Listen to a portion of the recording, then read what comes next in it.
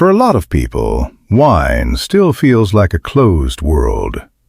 The vocabulary alone, terroir, appellations, malolactic fermentation, varietals, vintages, can make you feel like you missed some introductory course before being allowed to participate. Labels assume you already know the region, the classification system, the producer, the vintage year, and exactly what all of that means for the style being poured. But once you actually understand the process, what happens from the moment a vine goes into the ground to the moment a finished bottle reaches a table, so much of what seemed opaque starts to make real sense on its own. So, let's go back to the very beginning. The grape variety responsible for virtually all serious winemaking in the world is called Vitis vinifera, the wine grape in literal translation. Every variety you've heard of, Chardonnay, Cabernet Sauvignon, Pinot Noir, Merlot, traces back to this single species. It's often called the noble grape, and when you consider what it's produced and what it's meant to different cultures across 3,000 years of history, that name doesn't feel exaggerated. Most of the world's wine grapes grow in two broad bands that wrap around the earth, one in each hemisphere, roughly between 30 and 50 degrees of latitude. These regions share what grapevines genuinely need: moderate temperatures, manageable rainfall, and a real winter. Now here's the thing. That cold, dormant period isn't something the vine just tolerates. It's biologically necessary. The vine shuts down, rests, rebuilds itself before the next growing cycle begins. Without that rest, quality declines over time. The rhythm of the seasons is built directly into the biology of the plant. But geography and climate are really just the starting point. What actually shapes the distinct character of a wine? What makes a bottle from one hillside taste completely different from a wine grown a few hundred meters away comes down to something the French have been explaining to the rest of the world for centuries. They call it terroir. If you've spent any time around people who take wine seriously, you've heard this word. It tends to arrive with great conviction, and honestly, it genuinely matters. Terroir isn't just soil. It's the entire environment that shapes a vine in a specific place. The drainage patterns, the angle and aspect of the slope, the way morning light falls differently on one face of a valley compared to the other, subtle air movements that might keep one patch of vineyard a degree or two cooler than its neighbor. All of it leaves its mark on the grapes, and those marks translate directly into what's in the glass. And what makes this striking is how precise and local the effect can be. You can step from one section of a vineyard to another just a few meters away and be standing on soil with an entirely different composition, which produces an entirely different character in the fruit. That's not an abstraction.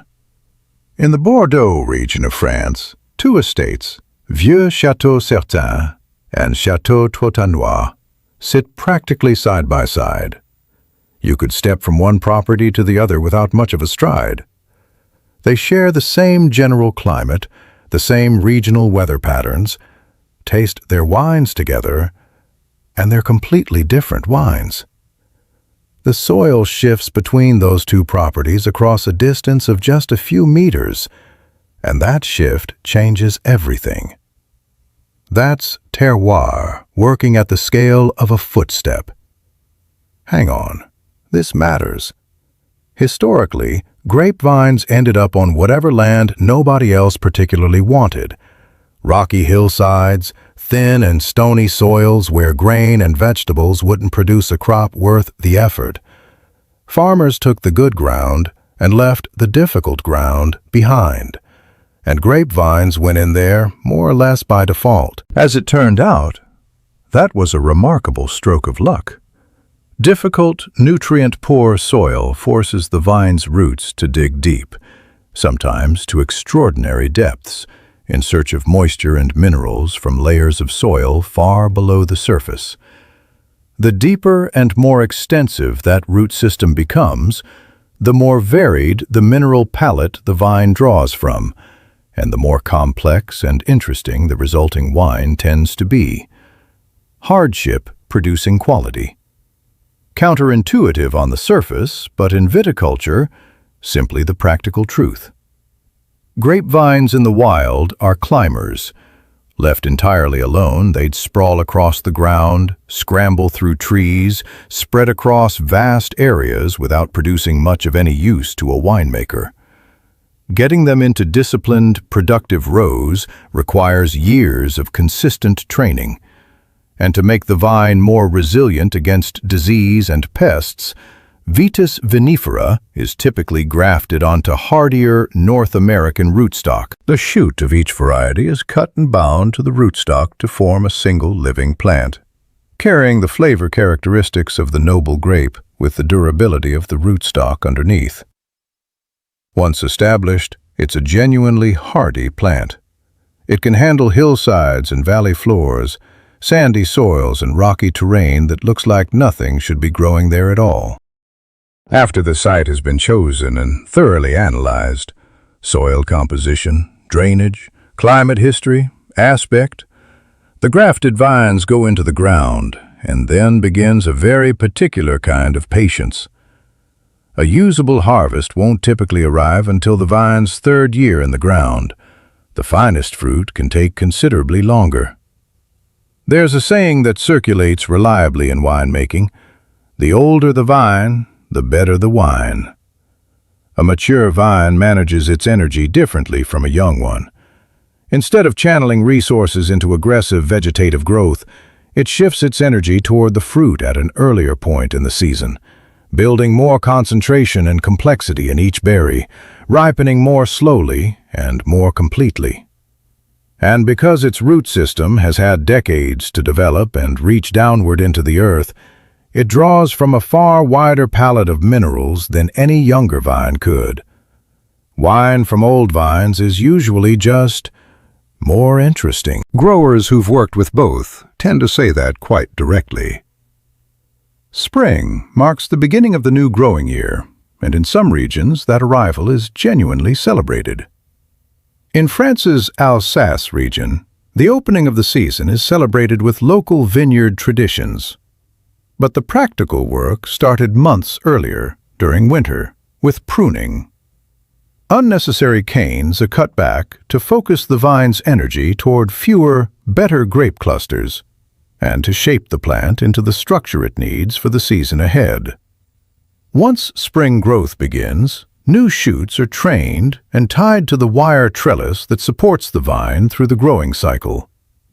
Late spring brings flowering. Most grapevines are self-pollinating. They carry both male and female parts, and handle this without any intervention at all. It's a brief stage, but it matters. It's when the grower can first start to estimate what the year's harvest might look like. Just a rough sense of scale. But that early information shapes the decisions that follow. Through summer, the work is continuous and intensive. Canopy management, trimming back excess vegetation, goes on all season, keeping the plant's energy directed at the fruit. Leaves that have grown up around the grape clusters are removed to let sunlight and air reach the berries. Immature clusters are cut away in what's called the green harvest. It reduces the overall crop load and concentrates nutrients into fewer, better bunches, while also evening out ripening so that by harvest, all the clusters are at a similar stage. A generation ago, a grower might have entered the vineyard only twice all season, once to prune and once to pick. Today, the attention is continuous from winter right through to harvest day, and it shows clearly in the wines. In drier climates, irrigation takes the place of rainfall, and this brings a real advantage. Managing the water supply directly means giving each vine exactly what it needs when it needs it. rather than responding to whatever the weather decides to do. The result is more consistent fruit from year to year. In cooler and wetter regions, the challenges run the other way. Managing rot, disease, and unpredictable autumn conditions becomes the central concern. Many growers use conventional fungicides and pesticides through the season, stopping well before harvest. Others take a very different approach. Organic viticulture is practiced across virtually every major wine region today, and it goes well beyond just removing synthetic chemicals. The philosophy is about building a vineyard that works as a functioning ecosystem where natural processes keep things in balance. Crops like daikon radish, bell beans, and oats are planted between the vine rows to attract predatory insects that hold pest populations naturally in check. Pheromone dispensers placed among the vines disrupt the reproductive cycles of damaging pest species. It demands more labor and careful attention than conventional farming, but growers who've committed to it tend to speak about it with a quiet, settled conviction, like something they worked out the hard way and aren't going back from. As summer gives way to autumn, the grapes go through a stage called véraison, the moment when the hard green berries soften and shift color, moving toward yellow and gold in white varieties, and toward deep blue-black in the reds. Sugar builds rapidly inside each berry. Flavors develop and concentrate. The character of the vintage begins to emerge, and you can feel it in a vineyard when this starts happening. Something in the air changes. Once véraison is complete, the grower checks the grapes every single day, tasting them, measuring sugar levels. 23 Brix would indicate a good level of concentration, and assessing the balance between sweetness and acidity. What they're looking for is one very precise moment, the exact point at which the grape has the optimal balance between its natural sugars and its natural acids. This is the most consequential decision of the entire growing year, and there's no adjusting it afterward. Grapes don't continue to ripen once they've left the vine. Whatever is in the grape at the moment of picking is what the winemaker works with. The window opens, and then it closes. In cooler regions, autumn weather makes this harder. A heavy rainstorm during harvest can waterlog the fruit and dilute the sugars the whole season was building. A cold snap can arrive with very little warning. Growers use remote weather stations and modern forecasting to track what's coming and plan accordingly. In warmer climates, things run more reliably. Stable conditions, consistent ripening, vintage-to-vintage predictability the winemaker can build around. When the sugars hit their peak, everything moves at once. In the northern hemisphere, that means autumn. In the southern hemisphere, the warm months of February and March bring the same intense communal burst of activity.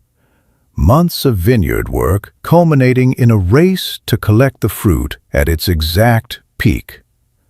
For premium wines, hand harvesting remains the preferred approach. Pickers move through the rows with shears, selecting individual bunches and leaving anything substandard behind on the vine. In Bordeaux especially, that level of selectivity is taken very seriously.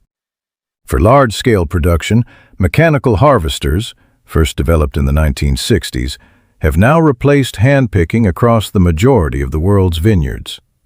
These machines straddle the vine rows, gently shake the grapes loose, and collect them into bins. When the grapes arrive at the winery, the stalks are removed and the skins lightly cracked by a crusher-destemmer. White and red wines then take different directions. White wine grapes go straight to the press, where gradual pressure separates the juice, called the must, from the solid grape material. The must contains water, sugars, acids, and aromatic compounds. It's moved into fermentation tanks made from stainless steel, traditional wood, or lined concrete, each of which influences the finished wine differently. Cultured yeast converts the sugars into alcohol over a process that can take up to 3 weeks. Cool fermentation temperatures are essential here, Warmth would destroy the delicate fruit aromas that define white wine's character. Cold stabilization follows, dropping the temperature in the tank well below zero to crystallize tartaric acid onto the tank walls, preventing it from forming deposits inside the finished bottle. These crystals are sometimes called wine diamonds, completely harmless, but they look like something went wrong, and nobody wants that impression. Here's something genuinely surprising. The juice inside most grapes, even red ones, is essentially white. All the color in red wine lives in the skins. This is also why white wine can be made from red grapes. Champagne is the most famous example.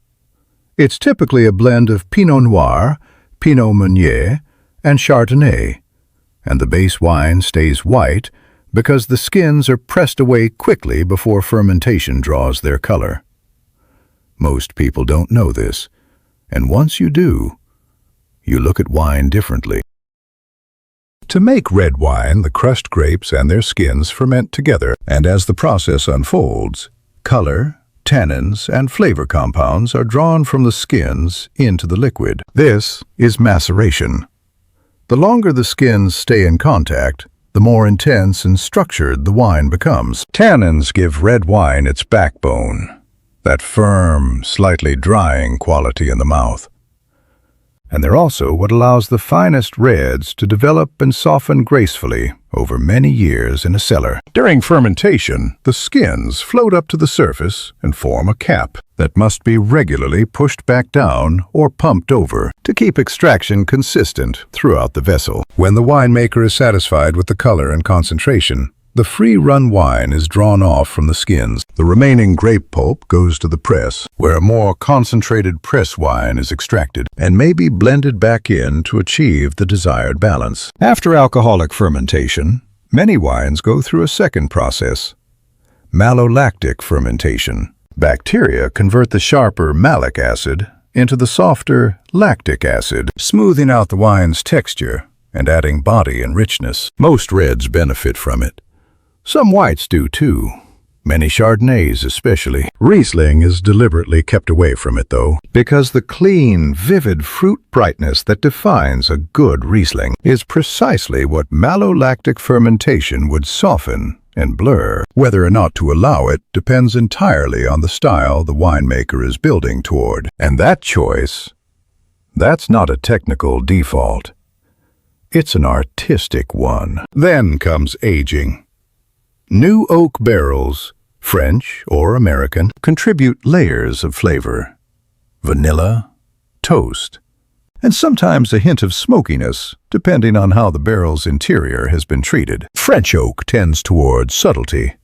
American oak produces bolder, more forward flavors. The difference can be so dramatic that 2 bottles of Chardonnay from the same vineyard, harvested on the same day, aged in different barrels, can taste like they came from entirely different producers. Not every winemaker reaches for oak, though. Some want the fruit and the terroir to speak without any contribution from the vessel, and making that choice deliberately is just as considered as choosing to use barrels. It comes down to what the winemaker believes the wine should express. As wine rests in barrel, sediment accumulates. Dead yeast cells, tannin particles, fragments of grape pulp. Clarification removes these through fining agents like egg whites, which capture suspended particles and pull them to the bottom. The cleared wine is moved into a clean vessel through a process called racking. Filtration refines it further. Blending brings together wines from different vineyard parcels or grape varieties to achieve balance and consistency, compensating for the natural variation that every growing year introduces. Each choice shapes what the final bottle will be. When the winemaker is satisfied, the wine is bottled, labeled, and sent out. The vast majority is fully ready to drink when it arrives, but the finest bottles often go back into a cellar, sometimes for a decade, sometimes for 30 or 40 years, where the tannins soften slowly. The flavors integrate, and the wine gradually reaches what it was always capable of becoming. Knowing when that moment arrives is a genuine skill that varies with every producer and every vintage. But when the bottle finally opens at the right time, everything in it speaks. The specific soil, the specific year, the hundreds of considered decisions made by people who devoted real care and thought to every single step. And sometimes those bottles eventually find their way to auction, where the bidding climbs. 17,000, 18,000, 19,000. The price moving fast for something that started as fruit growing in difficult ground. From that vine, through all of this, to that room, that's the remarkable range of what a great bottle of wine can become. Every bottle holds a story. Every glass is worth raising to it. Subscribe.